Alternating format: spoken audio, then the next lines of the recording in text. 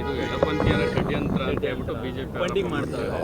ನೋಡಿ, ಇದು ಎಡಪಂಥೀಯರು ಬಲಪಂಥೀಯರು ಅನ್ನೋ ಇದನ್ನ ಒಪ್ಪೋದಿಲ್ಲ.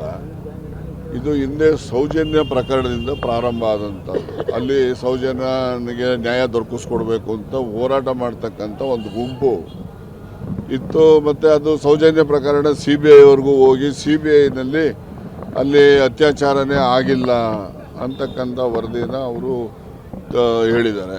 ಹಾಗಾಗಿ ಅದು ಅಲ್ಲಿನ ಅಸಮಾಧಾನ ಸೌಜನ್ಯ ಪ್ರಕರಣದಿಂದ ಪ್ರಾರಂಭ ಆಗಿದೆ.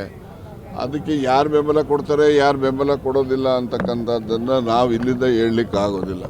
ಯಾಕೆಂದರೆ ಸೌಜನ್ಯ ಪ್ರಕರಣನೂ ಕೂಡ ಅಲ್ಲಿ ಸೌತ್ ಕನ್ನಡ ಜಿಲ್ಲೆಯಲ್ಲಿ ವಿಶೇಷವಾಗಿ ಬೆಳ್ತಂಗಡಿ, ಉಜಿರೆ ಆ ಭಾಗದಲ್ಲೆಲ್ಲ ಹೆಚ್ಚು ಪ್ರಾಮುಖ್ಯತೆಯನ್ನು ಪಡೆದಿದ್ದಂಥದ್ದು. ಅದು ಸುಮಾರು 10 ವರ್ಷದ ಹಿಂದಿನ ಪ್ರಕರಣ. ಅದು ಈಗ ಇದು ಯಾವುದೋ ತಲೆಬುರುಡೆ ಹಿಡ್ಕೊಂಡು ಇವನು ಯಾರೋ ಹೇಳ್ದ ಅಂತೇಳಿ ಮೊದಲು ನಾನು ಕಂಪ್ಲೇಂಟ್ ಕೊಡೋಕೆ ಹೋದವನು ನನ್ನ ಪೂರ್ವಾಪರ ನೋಡಬೇಕಲ್ವ.